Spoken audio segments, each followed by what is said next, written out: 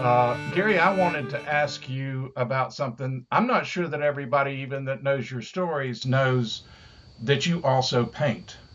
And your art, I think, is really very fascinating and interesting. And I wonder if you wouldn't mind talking about some of those things. So we've got your picture, some photos of your images here, and we're going to share those if you wouldn't mind. But first of all, how did you get started painting? Well, I need to tell you a story. I don't think that it'll surprise you, but there was a time back when I was in my 30s, I think, that I got pretty weird. I had manic depression, and when I had it at its worst, I just became non-functional. A friend of mine, another storyteller, came to see me, and I'm fortunate that she did. I did have a depression page, and it just got worse and worse and worse, and I become non-functional. And when she came that morning, I was sitting on the couch, and I'd been there for a week, but she knew enough about me. She called a psychiatrist. And she says, I've got Gary here, and he's not corresponding. He doesn't seem to want to talk to me. He doesn't want to talk to anybody. He's in bad shape. What do you recommend? And that psychiatrist says, Gary is a manic depressive, and he needs to go to a crisis center.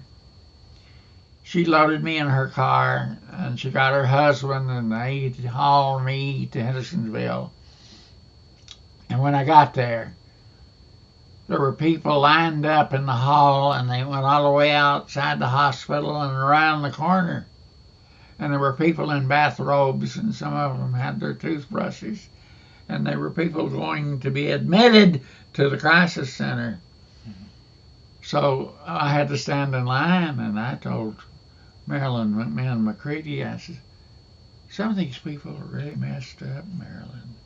She says, yeah, tell me about it. Well, we got me in, and they got me in a room, but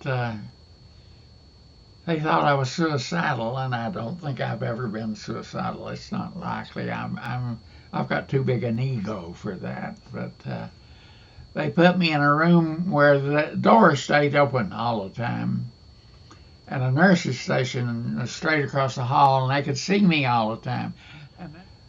But then they put a guy in there with me, and he was in bad shape too. And so there we were, two badly depressed guys sitting in the same room. I stayed there a week. I'll not tell you about it. It was bad. But it finally got to the point where I talked to the psychiatrist, and they had me on a lot of medication. There was Prozac and lithium, and there was another one. There were three. And I said I wanted to stop taking them because I had discovered I couldn't have a conversation with anybody because I couldn't remember what they said. And I couldn't read a book because I couldn't remember the sentence I just read. I hated movies because they made no sense. What that medication did to anybody who was depressed is it sort of made you a pleasant idiot. I said, I won't off this medication. And my psychiatrist says, you'll never be off of it, Gary. I think you'll be on medication all your life. So I got up and left, and I just went and found me another psychiatrist over at Black Mountain. And so I said, I want to go off my medication. Well, he says it's possible. I've had a few patients that successfully withdrew from the medication. But I'll tell you something. You need something that is so... It seizes you. It takes total control of your mind. You think about it constantly. Do you have anything like that in your life? He says, why don't you try painting? And he said, quite frankly, people who paint are so concentrated on what they're doing on that canvas that it's a good substitute for medication. Well, I came home and I was desperate. I believed him. I went out to Walmart and I bought 60 little bottles of acrylic, all different colors, and brought them all home. And I went down to the furniture store, and I couldn't afford canvas. But they let me cut up some refrigerator boxes. Refrigerators come in these big cartons. I cut off these big slabs of cardboard, and so I painted on cardboard. Well, it was understandably probably a disaster. I made some things that went out in the trash, But I kept at it, and I did one that I was kind of proud of, and I did, who's the guy who got swallowed by the whale? Oh, Jonah. Jonah. I did Jonah. And Jonah looks a little like me in the painting, and it got to practically everything I did. If it was somebody in trouble, they looked like me. So there was Jonah. I was sort of pleased with him in the whale, and it actually looked pretty good to me. And I gave it to the psychiatrist. Well, she seemed to like it a lot. And then I was doing an elder hostel, and I went back to teaching, and there was a woman in the elder hostel. She was in charge of a museum, and I asked her if she would look at my paintings and tell me if I was any good. And she was in a museum in Ohio. And so I sent her a couple of pictures. Well, good heavens, she got carried away. She came down here and looked at all of the paintings I'd done, and I had done about 30 cardboard just as hard and fast as I could. And she says, well, I hate to tell you, Gary, but you're talented. Yeah. It's going to mess your life up. Okay. She says, you need to paint on canvas. And I said, no, I'm not meant for the ages, I don't think. I'm not meant to be preserved. But I started selling them. I sold them for $20. I sold them for $15. I sold some for $50. But to get to the end of the story, I got till I sold them for $150, and I sold them for $300. And I love being a painter. And sometimes I'm tempted to go back to it and do it full time, because I liked it. I got addicted to it. But no, I'm a storyteller. Oh, I don't know. These pictures are pretty good, and I wonder if you wouldn't mind. You told us about the one of you as Jonah and the whale. So we've got Gary and the whale. But maybe we can go through these, and we'll put the images up so other people can see them. But what about these foxes? Oh, I was in Georgia. It's one thing that I was so happy about when I was in Georgia, is I had a friend who had a camp on Lake Allatoona. And we used to go up there and have fry-outs and steaks. And it was so much fun that driving to Allatoona on an old dirt road and it's moonlight. And sometimes when I left, I actually saw foxes dancing on the road. And I don't know why I decided to do one of two foxes dancing on a moonlit road in Georgia. Is that one of your favorites? Yeah, it is. I can see why. Okay, here's a Cherokee legend, I believe, or at least an well, it's not really a Cherokee. It's so big it includes the Cherokee. It just seemed like an awful lot of tribes in the Southeast had the same image. And it was how we got people on the earth. Because Cherokee had a myth when at one time the earth was nothing but desolation and mud and water, and there was a heaven, and there was a Cherokee god up there, and he was an old guy who got lonesome, and he got kind of lonesome and horny, and he came out and found him a girlfriend. And he took her back, and I don't pretend to understand this. I'll just tell you. It is a myth among the Senecas, and it's the Iroquois have the same myth. He took that girl back to the heavens, and he got her pregnant by blowing in her ear.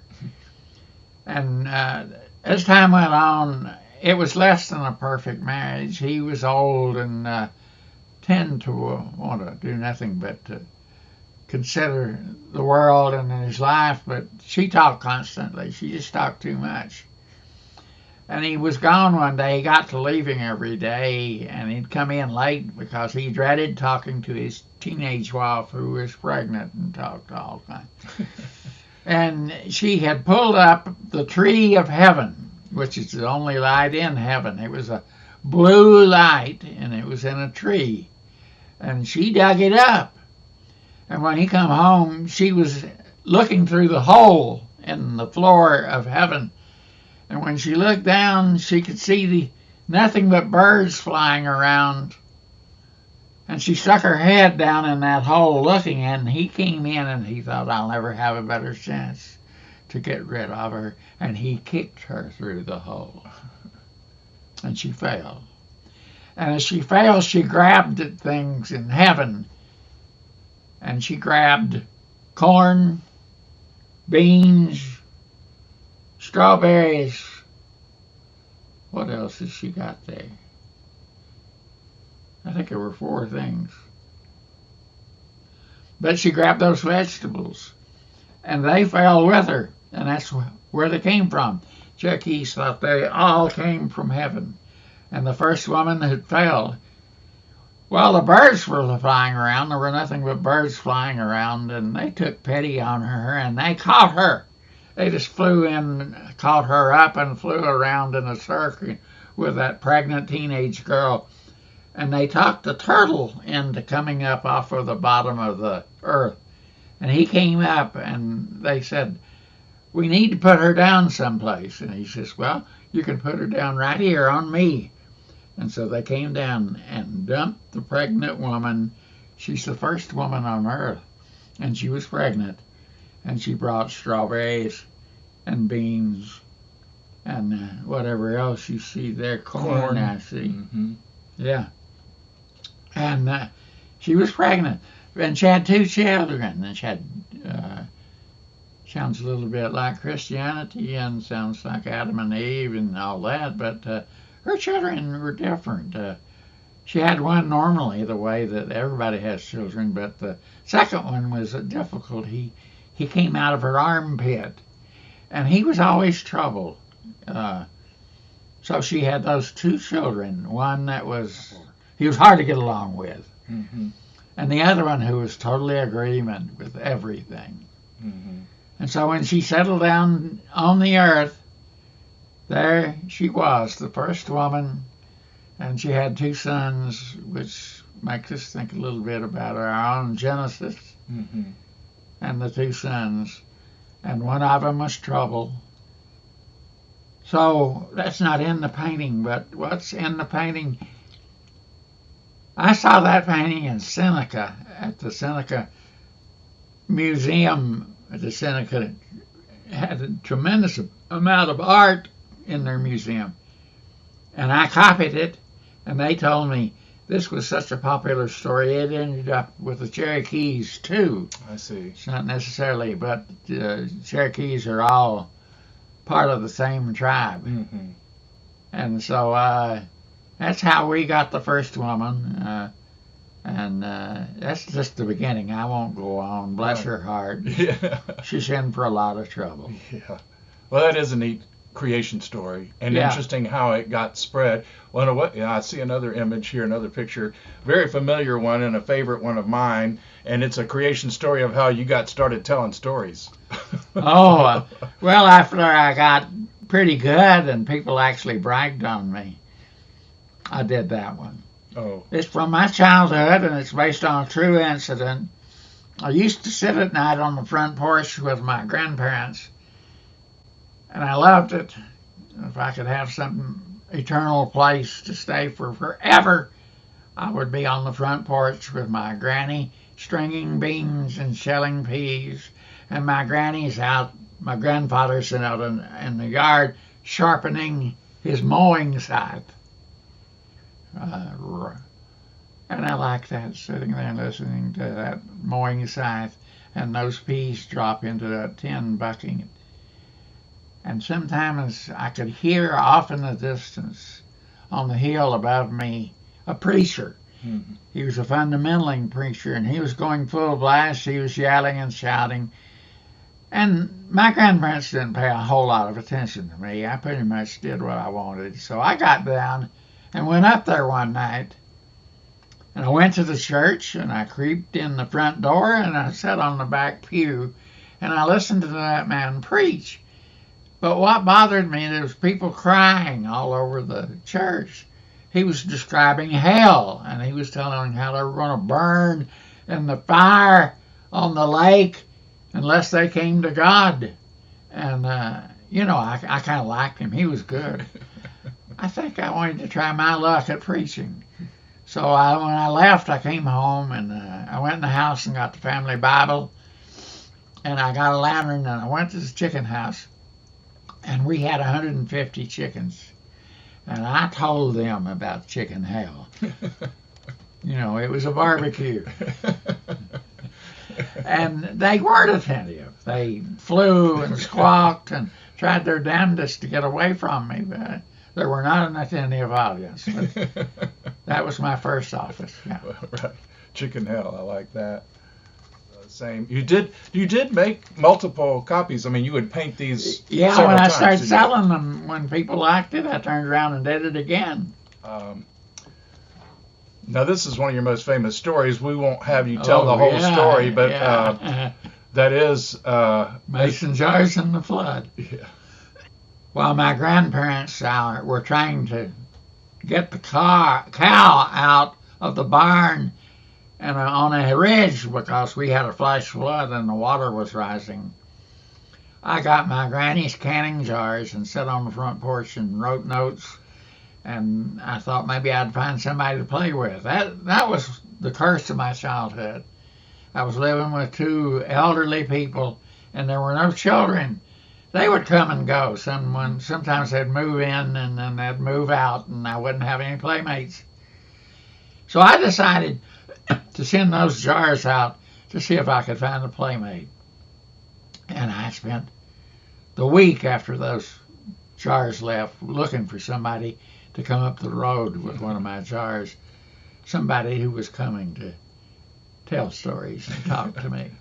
I can imagine your grandmother wasn't happy about losing her mason jars. She's very upset. Well, I got preoccupied thinking about the second coming and that Jesus was coming back. And I imagine if he came, we would all go home in the sky with Jesus. And the version that I picked up from church is when Jesus returned, we would all go up into heaven where Jesus was waiting for it. And it came on a day when we weren't expecting him, I think. And some of us were at McDonald's eating Big Macs, and Jesus called us, and everybody, including Ronald rose in the sky, and everybody there who were eating cheeseburgers and hot dogs. And there we all go up into the sky to be with Jesus. So the rapture at McDonald's. Yeah. Now, you do take some inspiration from your stories from a lot of places, but a lot of them are biblical. This one seems like a pretty familiar Daniel in the Lion's Den. I love that story. But when I did it, I couldn't stand it. I thought about Daniel looks a lot like me. That's me there between the two lines. But if you'll notice, I don't seem to be positive that everything's all right. The angel has come and told me, and told the lions, don't bother this guy. we like him up in heaven. Don't kill him. Don't kill him. But I wasn't sure I trusted him. You'll notice I'm looking at the one You next got to me. one eye open there, Yeah. right? Oh, yeah, Good these have Lord. got a couple of really good things here to talk about. Okay, first of all, well, maybe we'll start with this, another, not from the Bible, but it is a religious. Yeah, Story, you'll right? notice it's on cardboard. That's Yes. a big sheet of cardboard. Oh, And I was just looking for something that appealed to me. And I found the story of St. Anthony, and that the people refused to let him preach, and that he went down to the ocean and preached to the chickens. yes, that's what I was going to say. It's just like you preaching to the chickens. He went, Right. he went preaching to the fishes. All the fishes actually came and took their heads out of the water and listened to him. Yeah. So you had a little bit of identification with that character, with that story, I would take it. Now, this one has a lot of special meaning, I would think, if you can tell us who that figure is. Yeah, I only did it once. I was never happy with it, and I just found a resistance. That's my father, and he was a musician, and he went around with a string band and played all over western North Carolina, and he's very popular. And when I grew up, a lot of people who were his friends, my nickname was Little Hap. Little Hap. You get a little tired of that when you're about 20. But my father was murdered and gone when I was 2 years old. But I always had that image of him. He told me he actually went to Nashville a couple of times. Said he used to play in Nashville over the radio station on weekends. He had a good following. Mm-hmm. And he always played the same song that everybody wanted him to play, which was the Raindrop Waltz. Mm-hmm. And you've got a play that you have called the Raindrop Waltz Right. as well. My play is about his murder and my grandmother's fight to stay out of the nursing home. You have Nashville Rambler written on the tag on the front of the car. Is there significance to that? That's as far as my father ever went. He went someplace in Tennessee to tell stories and sing. He mostly sang. He was very popular. He had a string band. He had 4 members. And back then, he didn't have an auditorium. He usually, wherever he could find an audience, and an amazing number of them were in the courthouse or on the church steps. Is that right? Yeah. Yeah. What happened to this picture? I only sent my only copy to Lee Smith in North Carolina, The author. writer who was a fan. A couple of times when I thought that I had no talent and was going nowhere and was pretty much a fraud, she wrote to tell me that she thought that I was a genuine writing, one of the best that she had read for mountain riders. That's pretty impressive. Yeah. It's interesting that you talk about it because it's a common thing for writers, I think, who have any modesty at all, to have imposter syndrome. And that's what you were dealing with is, do I deserve, I'm not a real writer. And here you have a really renowned writer, I mean, Lee Smith is a friend, to then, I don't know, give you that. That's a pretty incredible story. And of course the other one was my real sweetheart, Dot Jackson, who was a writer in South Carolina. And she talks about me on one of the tapes. That's really wonderful to have that kind of support. Now, this character, if people know of your plays, they would know about her, but it's a character from North Carolina lore, right? It's a I got story. a hang up on her. I wrote a full play about her. It may be the best play I ever did. Her name is Nance Dude, and that's her nickname. It was not her real name. I think her real name was Curly. Yeah, last name. Yeah, and she was accused of walling her granddaughter up in a cave and leaving her to die. This happened over in Haywood County. And I tell you, there's 1,000 people out there who know who she is. That's become one of the most popular stories that ever to come out of Appalachia. But unfortunately, or maybe fortunately, I don't know, it's not about a mountain woman doing noble, wonderful things. It's about Nance Dude, who was accused of walling her granddaughter up in a cave and leaving her to die. And the granddaughter did die. And Nance Dude went to prison for this crime, whether she was guilty or not, and served 15 years and got out when she was in her 90s and came home to Haywood County. And her own family locked the door and would not let her in, said they were ashamed of her. I would always like the story that she sat down on the porch and took her shoe off. She had a $5 bill that she'd saved in prison. And she went over and fed that under the door and says, "Here's for your trouble." That is great. Well, and so she went on down the road and she became an outcast. Nobody would talk to her. They called her a witch. People threw rocks at her all of her life.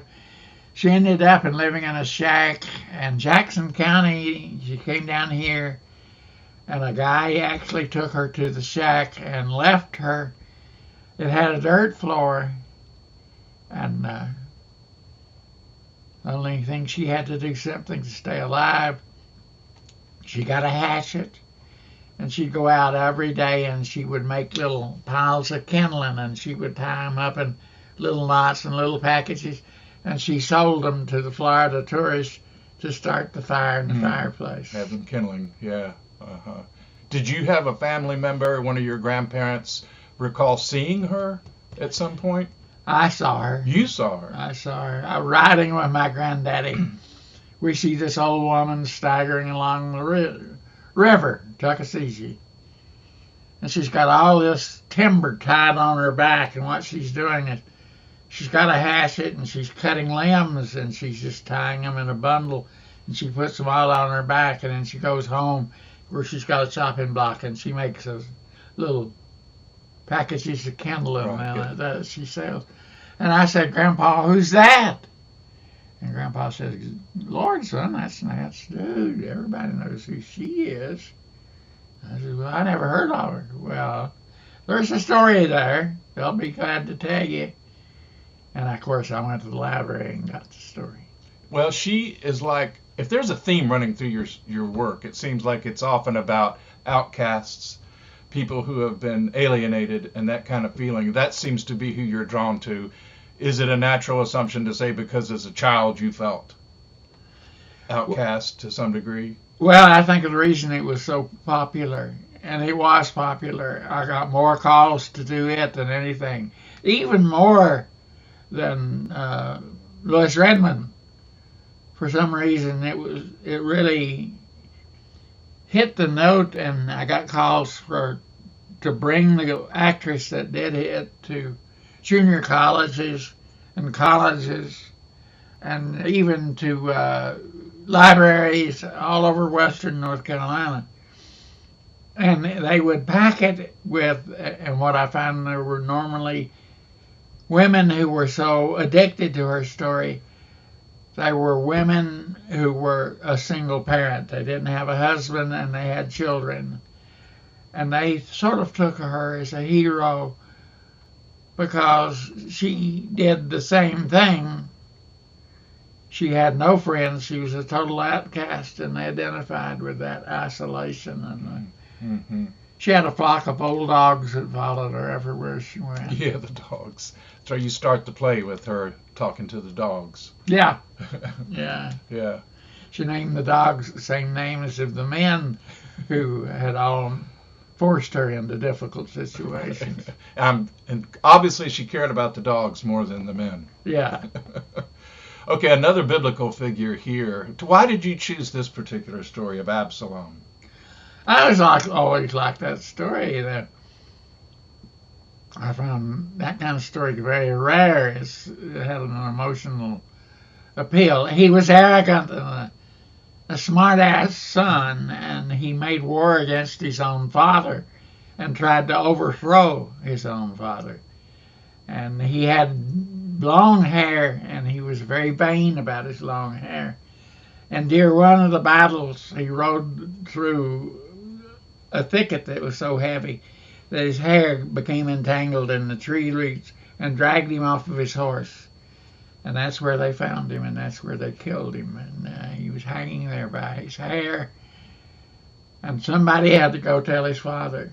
And when they told his father it was David, he got up and left the room and went in another room. And I think that's what makes it special to me. And there alone he said, "Absalom, my son, I wish I had died for thee." Mm-hmm. That's pretty powerful. Yeah. That's very powerful.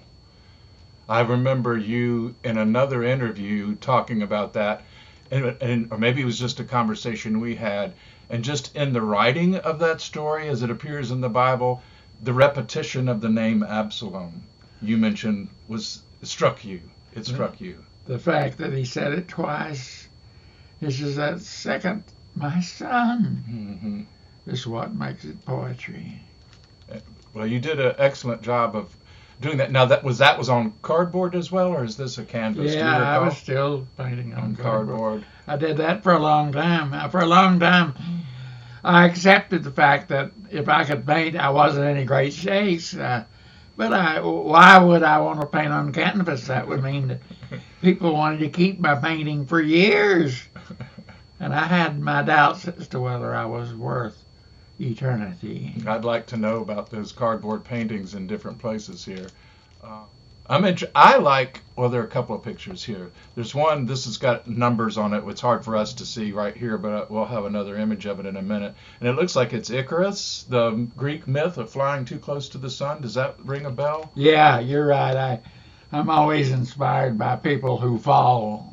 Who fall, yeah. Right. So the falling. So you've got the creation myth of the Indian one of the sky woman falling from the earth, and now we've got Icarus here. Even Satan is supposed to be a fallen angel. That's right, fallen angels, so people who fall. This other picture here, image of the old man and the birds. What was going on with that? I've been fascinated with that. Biblical story. He was blessed by God, and when he was lost in the desert, God sent ravens to feed him. Oh. Okay. And what they have in their beaks is manna, M-A-N-N-A, manna, which is a weird plant that actually you can eat. Yeah. And that looks like that particular picture you took unfinished. Do you recall whether you finished it or not? It's hard to tell in our image here, but what I have, it's on the easel where you've got your paints in the front of it, and it's not finished. Do you recall whether or not you finished that painting? It's not like me to leave it unfinished even if I don't like it. Right. It probably was finished and given to somebody or sold to somebody. Yeah. There's a picture of, I think, a personal item for you. My favorite dog. Yeah, that's Teddy. I found him in a Dempsey dumpster. He always acted like, well, I know I'm not going to stay long, but feed me and I'll go. But he stayed. He stayed. I had him 20 years. 20 years. Oh, wait. No, this is the story. This is the image. Our last one then to talk about. That is based on a classical painting. It was done by a man in Ohio, I think. But it's just my version. I painted the same thing he did, but there's no similarity at all. It is a woman a naked woman riding a leopard, or she's trying very hard to get on a leopard. And the story seemed to be the leopard is only going to allow her to get on him if she's naked. And once she's on, she can't get off. And that is the problem with a lot of storytellers and a lot of writers and songwriters. It's like riding a tiger. And when you get on, you can't get off. Yeah, that's great. Well, thank you for talking about these. And I'm hoping that if anybody does see these and anybody has one and they might have anything to add to the story, please put it in the comments, because we'd love to hear what has happened to these pictures after they've gone away. I wonder, with writers, you wonder about your stories and who might be touched by them and who might not be, and you never know unless they speak up. So that's the same thing to me. It's so interesting that you've got these paintings out there. You know where many of them went, but you don't know about all of them. There's other paintings scattered all through my computer. And I don't know, I'm always getting a shock. I've blundered on several later that I had trouble remembering having painted it all. And then, so it's got up till I did over 100, I guess. Is that right? I'm thinking about going back maybe when I have lots of leisure time, and I may have a lot coming up. Well, I hope you do. I hope you can, because I think that art, that's fantastic. Thanks for sharing all that, Gary. Enjoyed it. Thank you.